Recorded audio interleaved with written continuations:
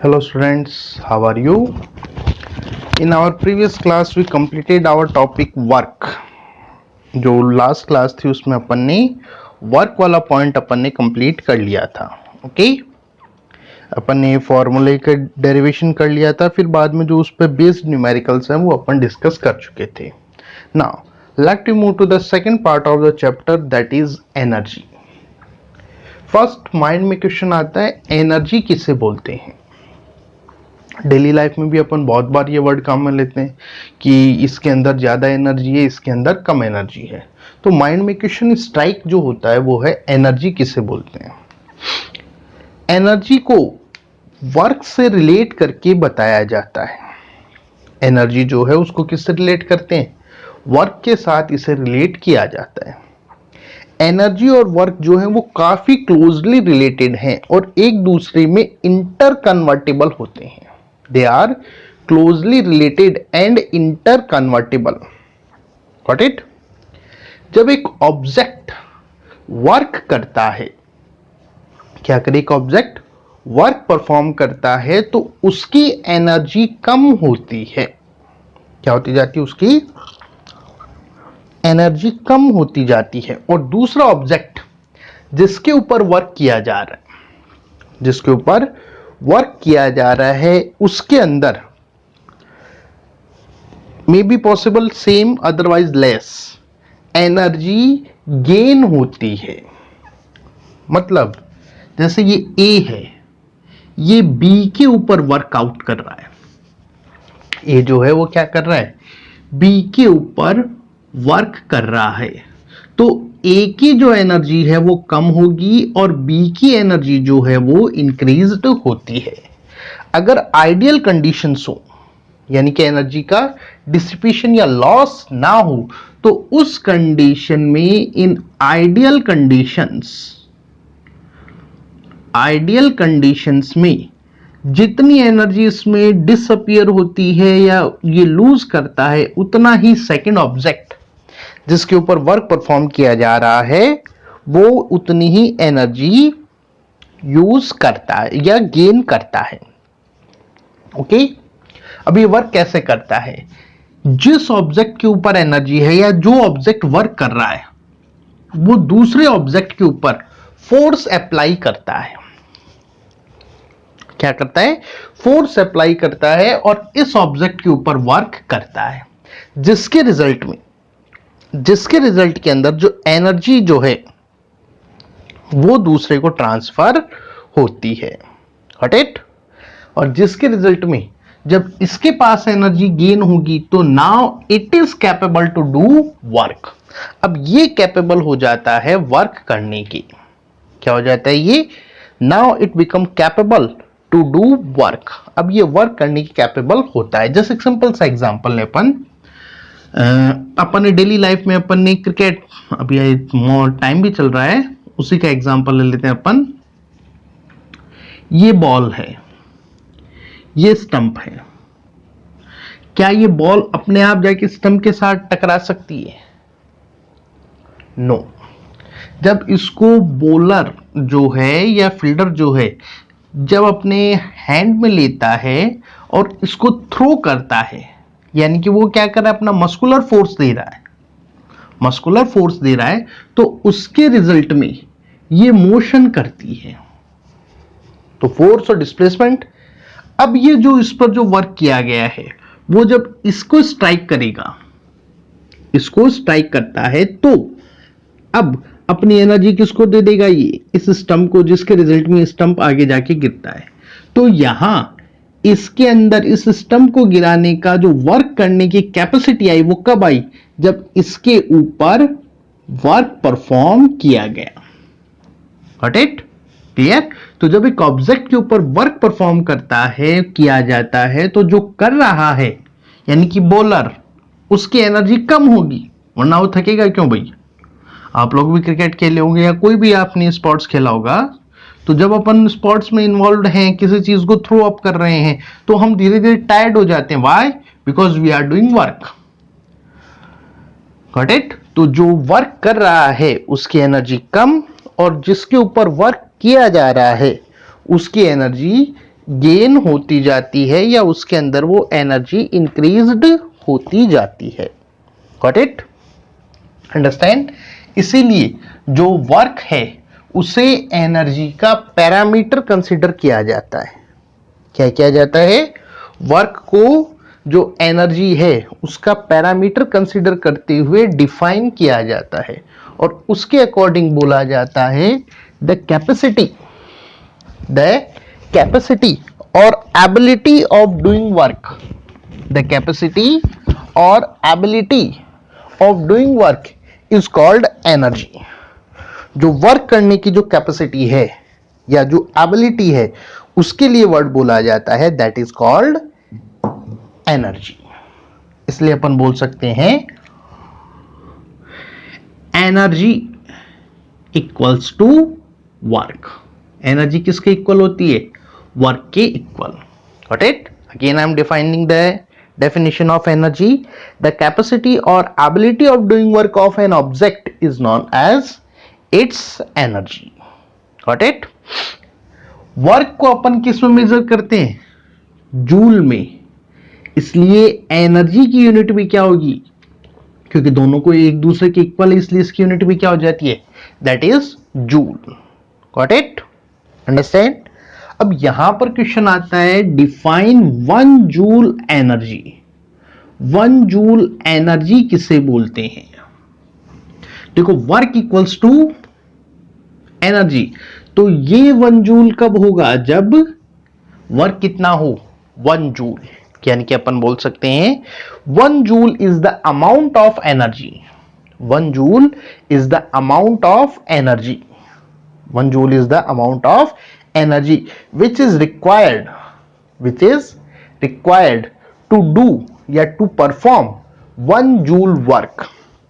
1 joule work करने के लिए जितनी एनर्जी हमें रिक्वायर्ड होती है वो क्या कहलाती है? That is called 1 joule energy. क्या बोला जाता है उसे? 1 जूल एनर्जी। Got it? अब इसके बाद अपन बात करते हैं types of energy.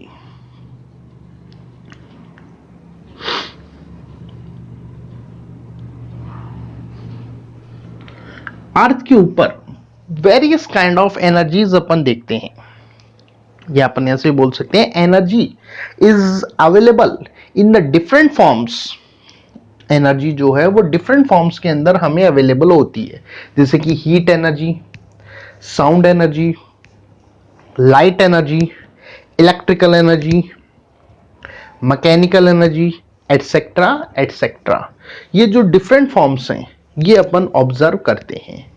All of these, अब जो स्टेटमेंट बोल रहा हूं उसको ध्यान रखना, all of these energies are directly और इनडायरेक्टली लिंक्ड विथ सन या सोलर एनर्जी के साथ रिलेटेड होती हैं। इसीलिए एक स्टेटमेंट बोला जाता है साइंस में, the sun is the ultimate and biggest source of energy on earth. Sun जो है वो अर्थ के ऊपर जो एनर्जी है उसका अल्टीमेट यानी कि एकमात्र और सबसे बड़ा सोर्स है।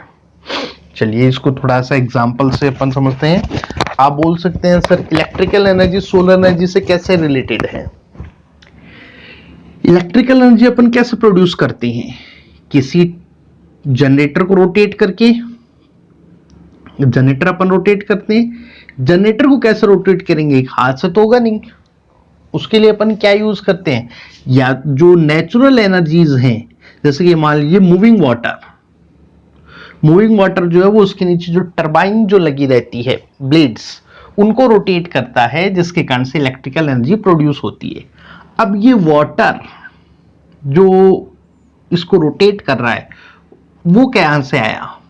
जो रिवर से अपन ऑब्टेन करते हैं। रिवर में कहां से आया?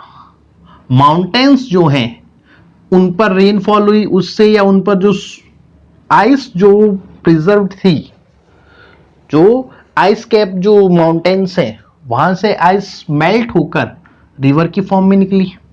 अब यहां कैसे पहुंची? तो यहां पहुंची रेनफॉल। अब रेन कैसे हुई? जो ओशियंस है उनके ऊपर जो वाटर हीट अप हुआ सनलाइट के कारण से, उससे जो क्लाउड्स बने उसके कारण ये प्रोड्यूस हुई। Got it? तो इनडायरेक्टली अपन सन पर ही तो पहुंचे। Got it? या विंड की अपन बात करें तो अपन ने विंड पढ़ा भी था चैप्टर नंबर 15 अर्थ, जो अर्थ वाले चैप्टर में अपन ने पढ़ा था टेक्टोनिक एनर्जीज में, सॉरी इरोजन फोर्सेस में अपन ने पढ़ा था। तो वहां पर भी आपको याद हो तो अपन ने यही बात की थी कि जो एबनॉर्मल हीटिंग है सन की अर्थ पर, किसी पर्टिकुलर एरिया का टेम्परेचर इंक्रीज कर दिया, किसी टेम्परेचर डिक्रीज हो गया, तो उनमें एबनॉर्मल जो टेम्परेचर, एबनॉर्मल जो प्रेशर क्रिएट होता है टेम्परेचर डिफरेंस के कारण से, उसके कारण से विंड ब्लो करती है, जिसको अपन एयर ब्लो करती है, जिसको अपन विंड बोलते हैं। तो उस विंड एनर्जी का यूज कर भी अपन टरबाइन को रोटेट करते हैं। अब आप बोल सकते हैं सर हमारे लिए, हम जो ईट करते हैं, जो हम खाना खाते हैं, वो हमें प्लांट से ऑब्टेन है या किसी एनिमल से ऑब्टेन है? एनिमल ने किसी प्लांट को ईट किया है तो इनडायरेक्टली पहुंचे तो प्लांट पर। प्लांट ने वो फूड कैसे बनाया? Bye capturing the solar energy during photosynthesis process. Got it?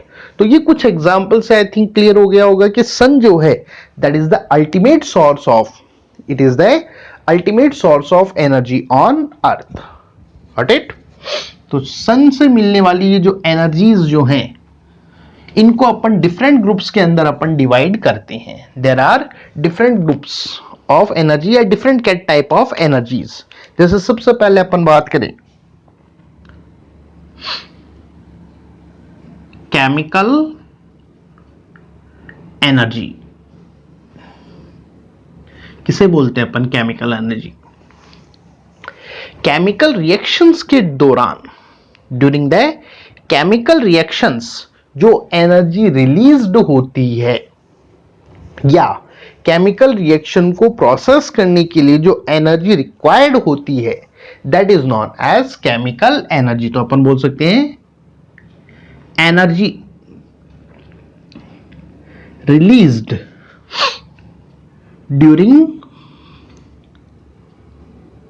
Chemical reactions, जो केमिकल रिएक्शंस हैं उनके दौरान जो एनर्जी रिलीज्ड होती है, that is known as chemical energy. इसके एग्जांपल्स में अपन बात करें तो जैसे सेल या बैटरी, सेल या बैटरी के अंदर जो एनर्जी है, फूड के अंदर जो एनर्जी है, या फ्यूल के अंदर जो एनर्जी है, फ्यूल के अंदर जो एनर्जी है, फ्यूल जैसे अपन बोल रहे एलपीजी, कोल एटसेट्रा, इनके अंदर जो एनर्जीज होती हैं वो किस कैटेगरी की हैं? Chemical energy. क्योंकि इनमें जो केमिकल रिएक्शंस हैं, जैसे सेल या बैटरी के अंदर चलने वाली केमिकल रिएक्शन, हम जो फूड इनटेक करते हैं तो डाइजेशन में जो केमिकल रिएक्शन चलती है वो फ्यूल की बर्निंग के टाइम पर जो केमिकल रिएक्शंस होती है उसका ऑक्सीडेशन। फ्यूल बर्निंग किसको बोलते हैं अपन? जैसे कि कार्बन है, ऑक्सीजन के साथ रिएक्ट करता है और कार्बन डाइऑक्साइड गैस बनाता है और साथ में क्या रिलीज करता है? एनर्जी। तो ये केमिकल रिएक्शन ही तो है। तो बर्निंग, जो फॉसिल जो फ्यूल्स है उनकी बर्निंग के दौरान जो एनर्जी रिलीज होगी, that's comes in the category of chemical reaction, chemical energy. Got it? Second आती है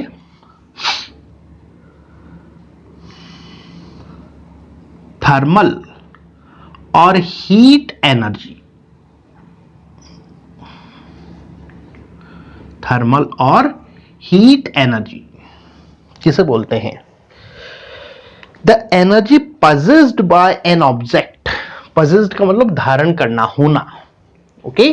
the energy possessed by an object because of temperature. Temperature के कारण से जब एक ऑब्जेक्ट के पास एनर्जी जो पजेस्ड होती है, the energy possessed by an object because of temperature is known as thermal energy या हीट एनर्जी। उसको क्या बोलते हैं? थर्मल या हीट एनर्जी बोलते हैं। Got it? क्लियर? अब ये ट्रांसफर कैसे होती है? जो टिनी पार्टिकल्स है, जो सब्सटेंस जो हैं, उसके tiny particles may be possible atom हो, मे बी पॉसिबल मॉलिक्यूल्स हो, मे बी पॉसिबल आयंस हो, वो जब एक जगह से दूसरी जगह मूव करते हैं, यानी कि जब मोशन करते हैं, उस मोशन के टाइम पर जो हाई टेम्परेचर से उनका जो लो टेम्परेचर की तरफ जो मोशन है, उसके कारण से ये एनर्जी ट्रांसफर होती है। Got it? फॉर एग्जांपल, जैसे ही अपन कहीं फॉरेस्ट में गए,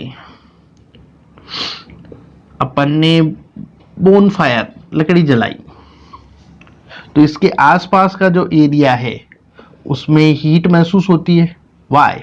बिकॉज यहां पर बर्निंग के टाइम पर जो पार्टिकल्स जो एयर के हैं या ये जो वुड है उसके जो पार्टिकल्स है वो यहां से मूव करते हैं। अब यहां क्या है?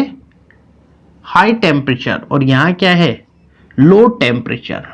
तो ये हाई टेम्परेचर से लो टेम्परेचर की तरफ मूव करते हैं, जिसके रिजल्ट में जो एनर्जी है अपने साथ एनर्जी को वो सराउंडिंग या जो भी एरिया है वहां पर ट्रांसफर करते हैं। इसी तरह से अपन वाटर को बॉइल करते हैं, तो उस टाइम पर जो बर्नर है उसका फ्लेम तो नीचे है, लेकिन पानी तो यहां पर भी बॉइल्ड हो रहा होता है। वाई? यहां पर जो हीट इन्होंने ऑब्टेन की, वाटर पार्टिकल्स ने, वाटर के जो पार्टिकल्स उन्होंने हीट ऑब्टेन की, अब ये वाटर पार्टिकल क्या करते हैं?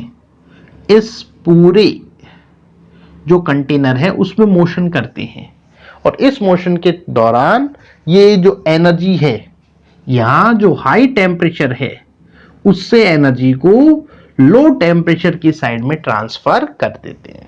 Got it?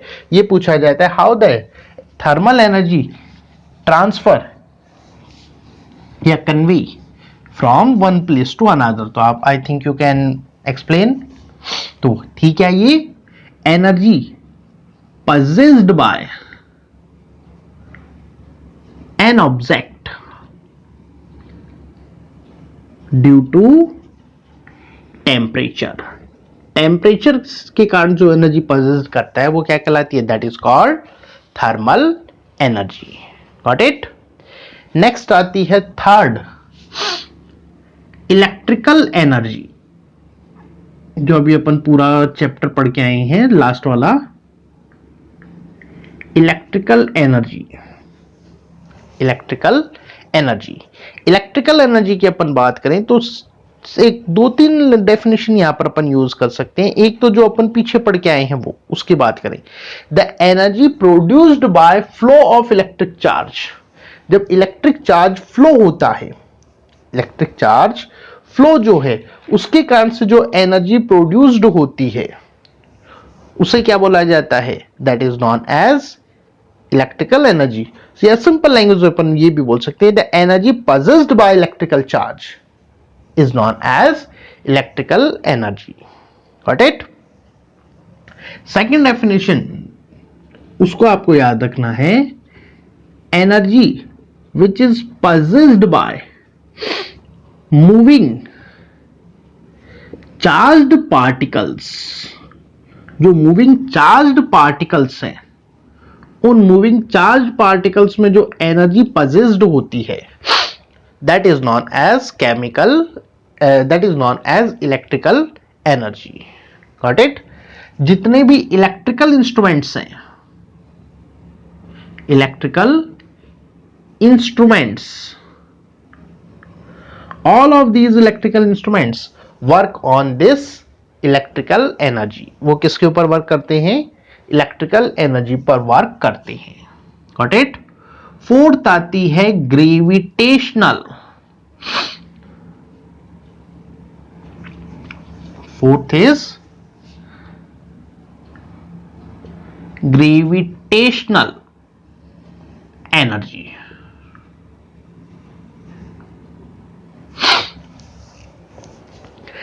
जब एक ऑब्जेक्ट जो है उस पर ग्रेविटेशनल फोर्स वर्क करता है, जब उस पर ग्रेविटेशनल फोर्स वर्क करता है तो उस सिचुएशन में उसमें जो एनर्जी पजेस्ड होती है, that is known as gravitational potential energy. हालांकि पूरा नाम तो इसका ग्रेविटेशन पोटेंशियल एनर्जी है, लेकिन यहां पर अपन सिंपली क्या बोल सकते हैं, ग्रेविटेशनल एनर्जी। Got it? या सेकंड लैंग्वेज में अपन ये भी बोल सकते हैं, the energy possessed by an object, the energy possessed by an object when it work under gravity। एक ऑब्जेक्ट जब अंडर ग्रेविटी वर्क करता है तो उस सिचुएशन में जो उसमें एनर्जी possessed होती है, जो एनर्जी उसमें possessed होती है, that is known as gravitational energy. क्या बोला जाएगा उसे, क्या बोलते हैं अपन उसको, that is called gravitational energy. Got it? Understand? चलिए, जैसे इसका एग्जांपल अपन बात कर सकते हैं, जो एक फ्री फॉलिंग ऑब्जेक्ट है, जो एक ऑब्जेक्ट एक हाइट से नीचे की साइड में गिर रहा है, उसमें जो एनर्जी है that is known as gravitational energy. क्या बोला जाएगा उसको, ग्रेविटेशनल एनर्जी। ओके, फिफ्थ आती है nuclear energy. Nuclear energy, nuclear reactions के टाइम पर एनर्जी रिलीज्ड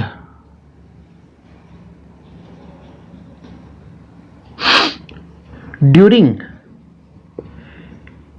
न्यूक्लियर रिएक्शंस, जो न्यूक्लियर रिएक्शंस है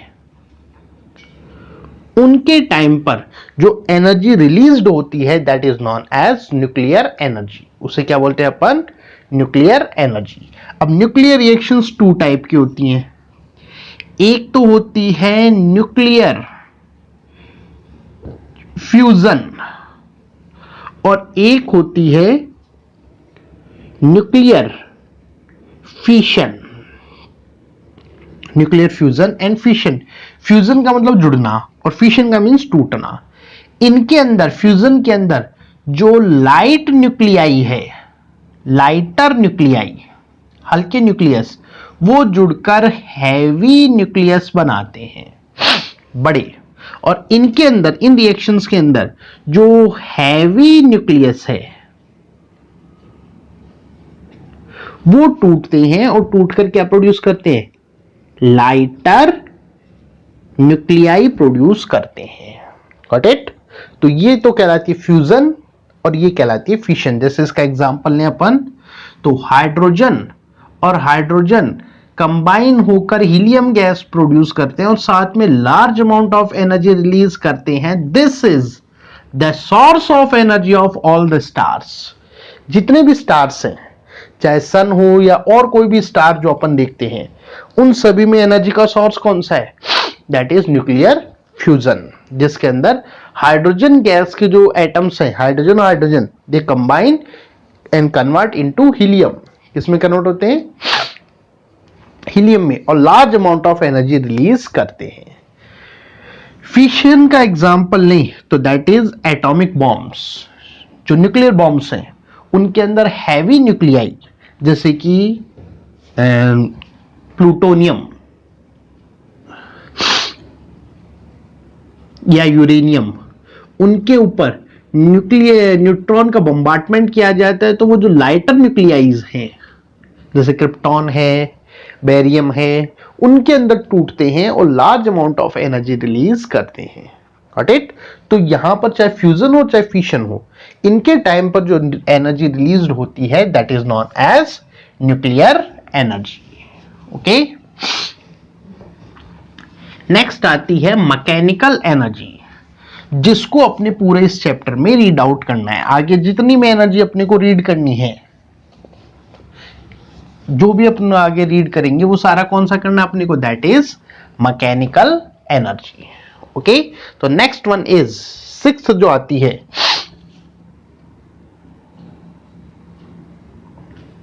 दैट इज मैकेनिकल एनर्जी। बोलते किसे हैं, पहले तो एक मैथमेटिकल या साइंटिफिक डेफिनेशन याद रखना, kinetic energy and potential energy. Kinetic और पोटेंशियल एनर्जी का जो टोटल होता है that is known as mechanical energy. तो मैथमेटिकली डेफिनेशन है the sum of the kinetic and potential energies is known as mechanical energy. अब माइंड में question आता है काइनेटिक किसे बोलते हैं और पोटेंशियल किसे बोलते हैं।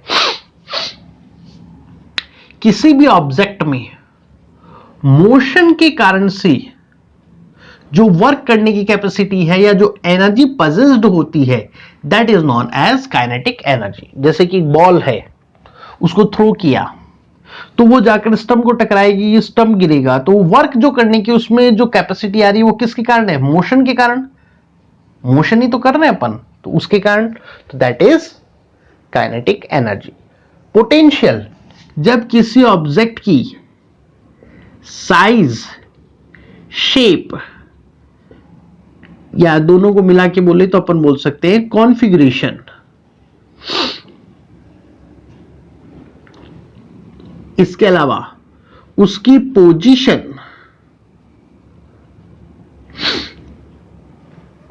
में चेंज के कारण से जो एनर्जी पजेस्ड होती है, उसके साइज, शेप या कॉन्फ़िगरेशन बोल सकते हैं, या उसकी जो पोजीशन है उसमें चेंज के कारण से जो उसमें एनर्जी पजेस्ड होती है that is known as potential energy. जैसे ये ऑब्जेक्ट है, ये ग्राउंड सरफेस से ऊपर उठ रखा हुआ है, तो इसके कारण इसकी पोजीशन चेंज हो गई ना, तो पोजीशन चेंज के कारण से जो इसमें एनर्जी पजेस्ड है पोटेंशियल। या एज्यूम कीजिए that is a rubber, 1 minute, कहाँ गया, चलो एज्यूम ही करना पड़ेगा, अभी दिख नहीं रहा। ये एक रबर स्टैंड है, या जो आप लोगों ने ज्यादातर नहीं किया हुआ है, आई थिंक रामायण वाले टाइम समझ गए होंगे। बो, उसके अंदर जब अपन इसका जो स्ट्रिंग है इसको जब अपन स्ट्रेच करते हैं तो स्ट्रेच करने के कारण से इस बो का कॉन्फ़िगरेशन चेंज हो जाता है। कॉन्फ़िगरेशन क्या हो गया? चेंज। उस कॉन्फ़िगरेशन चेंज के कारण जो भी आप यहां पर एरो लगाते हो, फिर जैसे आप इसको छोड़ते हुए एरो मोशन करना स्टार्ट करता है, तो यहां पर जो वर्क करने की कैपेसिटी आई इसमें, वो किसके कारण से आई? शेप के अंदर चेंज। किसके अंदर? शेप के अंदर चेंज। तो वो क्या है? शेप के अंदर change, that is potential energy. या ये भी सबका क्या होगा, आई थिंक स्प्रिंग, इसके ऊपर एक कोई भी छोटी सी चीज रखी, इसको कंप्रेस किया, कंप्रेस करके अपन इसको छोड़ते हैं तो वो चीज जो वो हवा में उछल जाती है। तो यहां पर अपन ने किस में चेंज ले आई? That is size. ओके, तो साइज, शेप या कॉन्फ़िगरेशन या पोजीशन में चेंज के कारण से जो एनर्जी पजेस्ड होती है that is known as potential energy. Got it? तो अगर इनको अपन यूज करें तो अपन बोल सकते हैं the energy possessed by an object, the energy possessed by an object because of motion or change in position or configuration, change in position or configuration is known as potential, is known as mechanical energy. I am again repeating, the sum of the kinetic and potential energy is known as mechanical energy. Yeah, the energy of an object because of its motion या possessed by motion or change in position or configuration is known as is known as mechanical energy. क्या बोला जाएगा उसको? Mechanical energy बोलते हैं। Got it?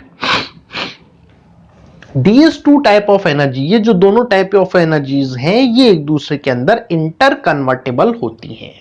क्या होती है एक दूसरे में? These are इंटर कन्वर्टेबल, एक दूसरे के अंदर इजिली कन्वर्ट हो जाती है। जैसे अभी अपन ने बो का एग्जांपल लिया, मूविंग जो एरो है जब अपन उसको रिलीज करेंगे तो उसके अंदर कौन सी होगी, मूविंग है तो दैट इज काइनेटिक। लेकिन वो आई कहां से, जब अपन ने बो को स्ट्रेच किया। तो बो को जो अपन ने स्ट्रेच किया, धनुष को जो अपन ने स्ट्रेच किया, तो वो कौन सी थी, उसमें कौन सी आई थी, पोटेंशियल। फिर जब अपन ने उसको स्ट्रेच किया या उसको खींचा तो पोटेंशियल एनर्जी आ गई। जब अपन ने उसको रिलीज किया तो वो पोटेंशियल एनर्जी किसको ट्रांसफर हुई, एरो को। और एरो उसके कारण से कहां जाना स्टार्ट हुआ, आगे। यानी कि वो पोटेंशियल एनर्जी एरो की काइनेटिक एनर्जी में कन्वर्ट हुई। गॉट इट, किसमें कन्वर्ट हो गई, एरो की काइनेटिक एनर्जी में। क्लियर।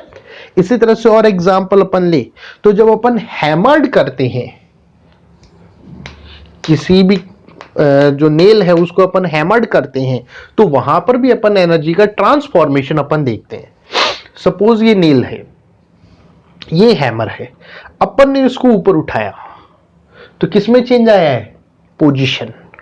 ग्राउंड सरफेस थी, ऊपर उठाया तो क्या आ गया, पोजीशन में चेंज। तो इसमें कौन सी आ गई, पोटेंशियल एनर्जी। फिर अपन ने उसको यहां से लेके आए तो मोशन हो रहा है, तो मोशन के कारण से कौन सी हुई, काइनेटिक एनर्जी। जब ये इसको स्ट्राइक करेगा, नेल को जब स्ट्राइक करेगा तो उस कंडीशन में ये अपनी जो काइनेटिक एनर्जी है वो ट्रांसफर किसको करेगा, नेल को। और नेल उसके रिजल्ट में कहां चली जाएगी, जो वुडन ब्लॉक है उसके अंदर पेंट्रेट कर जाती है, उसके अंदर धस जाती है। तो यहां पर भी अपन एनर्जी का ट्रांसफॉर्मेशन अपन देखते हैं। या बच्चों की टॉय गन आपने देखी होगी, जिसमें एक जो डॉट है वो अपन उसके अंदर इस तरह से इंट्रोड्यूस करते हैं, दबाते हैं, फिर अपन ट्रिगर करते हैं तो वो डॉट आगे चली जाती है। आई थिंक आप लोगों ने उसका पोस्टमार्टम या ऑपरेशन भी किया होगा।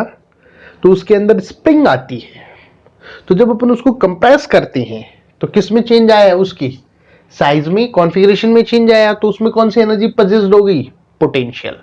फिर जब अपन उसको ट्रिगर करते हैं तो स्प्रिंग अपनी जब ओरिजिनल शेप में आती है तो अपनी पोटेंशियल एनर्जी किसको दे देगी, उस डॉट को। ओके, और वो डॉट आगे चलती है तो वो डॉट मोशन कर रही है, यानी कि उसमें कौन सी एनर्जी आ गई अब, काइनेटिक एनर्जी।